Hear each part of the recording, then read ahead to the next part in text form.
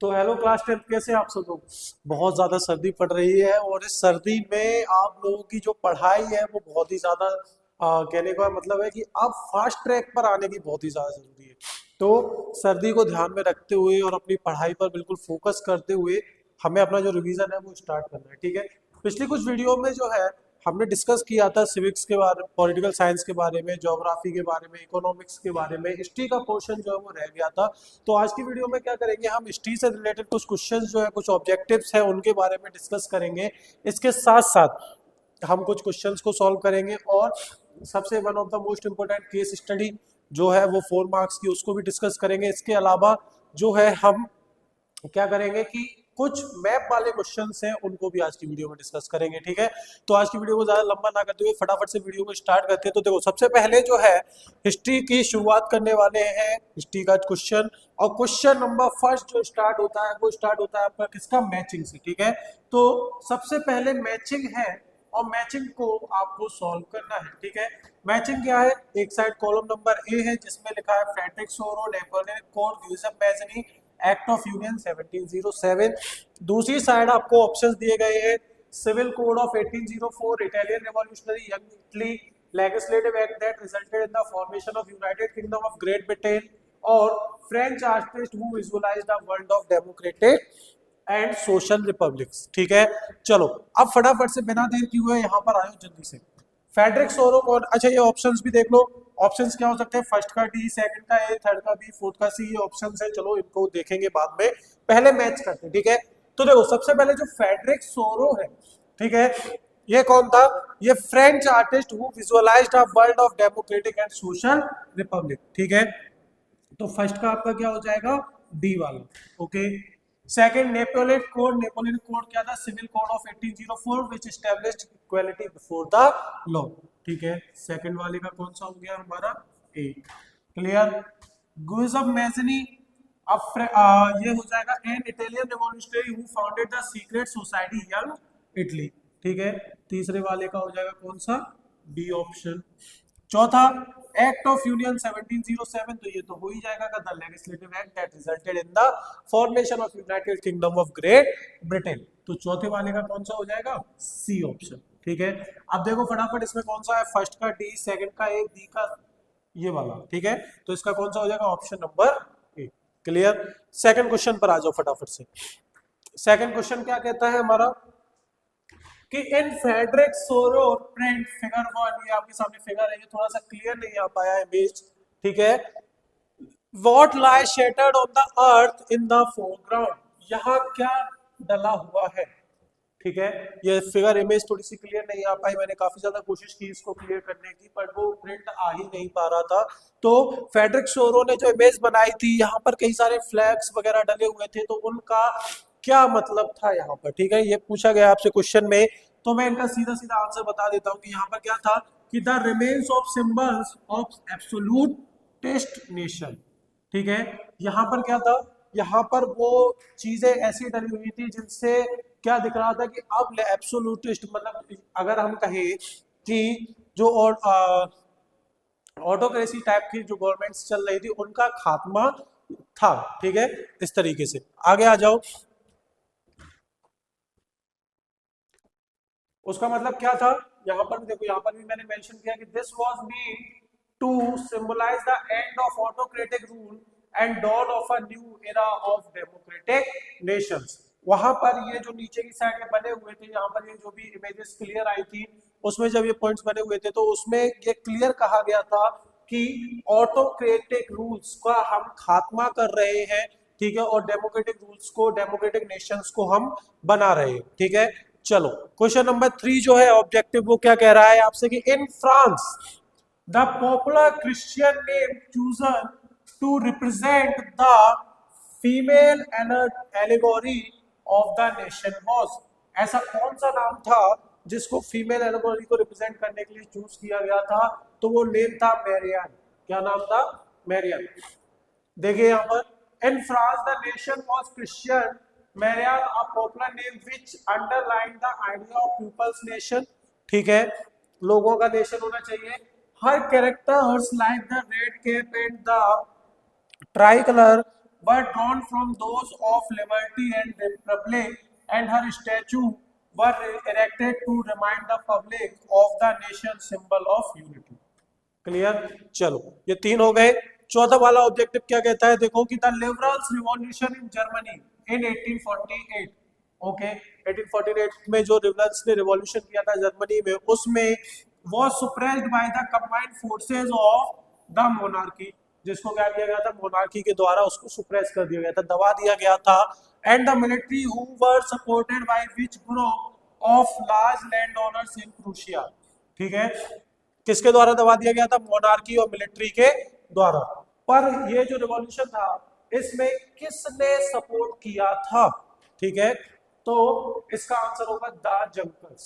ठीक है, देखिए यहाँ पर the liberal initiative to nation building led by the middle classes in the Frankfurt parliament was repressed by the monarchy and the military. ठीक है, liberals ने जो तैयारी की थी, शुरुआत की थी कि हम एक ऐसा नेशन बिल्ड करें, ठीक है, और नेशन बिल्डिंग की स्टार्टिंग की थी। ठीक है, इसके साथ साथ मिडिल क्लास का इसमें सपोर्ट था, फ्रैंकफर्ट पार्लियामेंट के पास भी ये सब लोग रिवॉल्यूशन कर रहे थे। ठीक है, तो यहाँ पर आंसर होगा इसका क्या, जंकर्स। ठीक है, चौथा आ जाइए, the Habsburg empire that ruled over Austria Hungary was a patchwork of many different regions and people. Explain the statement with any two example. यहाँ पर क्या कहा गया है, क्वेश्चन समझो ध्यान से कि जो हैब्सबर्ग एम्पायर जो था, ठीक है, जो किसके ऊपर रूल कर रहा था, ऑस्ट्रिया और हंगरी के ऊपर रूल कर रहा था, was a patchwork of many different regions and people. वहां पर बहुत सारे अलग अलग प्रकार के लोग थे। इस स्टेटमेंट को हमें क्या करना है, किसी दो एग्जांपल्स के साथ वेरीफाई करना है। ठीक है, अब वो दो एग्जांपल्स कौन से हैं, तो मैंने उनको पॉइंट किया है। तो पॉइंट नंबर 1 पहला क्या है कि Habsburg empire was not a cohesive nation state. Okay, linguistic diversity, सबसे पहले वहां on the basis of language बहुत ज्यादा डाइवर्सिटी थी। The empire included German speaking regions like Bohemia, okay, and Italian speaking provinces like Lombardy and Venetia. Clear, पहला point हो गया। दूसरा पॉइंट क्या है, एथनिक वैरायटी। ठीक है, and Hungary people spoke Magyar and other dialects while Galicia had Poles ruling over Slovaks, Croats and Romanians. ठीक है, तो ये वाले क्वेश्चन में आप इन दो पॉइंट्स को लिख सकते हैं। ठीक है, लिंग्विस्टिक डाइवर्सिटी और एथनिक वैरायटी। ओके, आगे, a variety of cultural process played an important role in developing a sense of nationalism in Europe। क्या क्वेश्चन कहा गया है, क्वेश्चन ये कहा गया है कि cultural process played an important role in the developing a sense of nationalism in Europe. Europe में नेशनलिज्म बनाने के लिए जो कल्चरल चीजें थी, इनको पॉइंट आउट करना शुरू किया गया। ठीक है, इस स्टेटमेंट को हमें किसी एग्जांपल्स के साथ क्या करना है, सपोर्ट करना है या फिर वेरीफाई करना है। ठीक है, तो यहां पर आ जाओ, फटाफट इसका भी आंसर्स डिस्कस करते हैं। रोमांटिज्म, पहला पॉइंट क्या है, romanticism. Romantic poets and artist promoted shared heritage and emotions to unite people. लोगों के बीच में नेशनलिज्म की भावना को लाने के लिए इन्होंने क्या किया कि ऐसी पोएट्स ने और आर्टिस्ट ने ऐसी चीजें बनानी शुरू की जिनकी वजह से लोगों में यूनिटी फील डेवलप हो सके। ठीक है, दूसरा point, folk traditions, thinkers Herder believe true culture lay in folk songs, poetry and dances. जो बड़े बड़े विद्वान थे उनका ये मानना था कि जो पोएट्रीज है, जो फोक सॉन्ग्स है, ठीक है, पोएट्री है और डांस है, अगर इन चीजों को हम प्रमोट करें तो लोगों के बीच में यूनिटी जो है वो कहीं ना कहीं बढ़नी शुरू होगी और नेशनलिज्म की जो फीलिंग है वो भी कहीं ना कहीं बढ़नी शुरू होगी। ठीक है, language as resistance, in Russian ruled Poland using the Polish language in churches promoted national identity. और रशिया के कंट्रोल में जो जगह थी, ठीक है, जैसे रशियन रूल पोलैंड, यहाँ पर पोलिश लैंग्वेज का लोग यूज कर रहे थे, क्या शो करने के लिए, अपनी यूनिटी को शो करने के लिए। ठीक है, next question, in Britain The formation of the nation states was not the result of a sudden upheaval or revolution, but was the result of a long drawn out process. यहाँ पर क्या कहा गया है? यहाँ पर यह कहा गया है कि जो नेशन स्टेट्स थी, जो ब्रिटेन में बनाई गई थी, वो किसी एकदम रिवॉल्यूशन से नहीं बन गई थी। ठीक है, ये मतलब आज रिवॉल्यूशन किया कल नेशन स्टेट बन गए, ऐसा नहीं। क्या कहा है कि ये बहुत लंबी प्रोसेस है, मतलब बहुत समय से लोग इसके लिए संघर्ष कर रहे थे, तब जाके ये चीजें बन पाई है। तो इस स्टेटमेंट को हमें क्या करना है? सुटेबल रीजंस के साथ एनालाइज करना है। तो सबसे पहला पॉइंट है, आ जाओ, The formation of the nation state in Britain was a unique, gradual process, unlike the revolutionary path taken by other European nations. जो ब्रिटेन में नेशन स्टेट्स बनाए गए, ठीक है, वो बहुत ही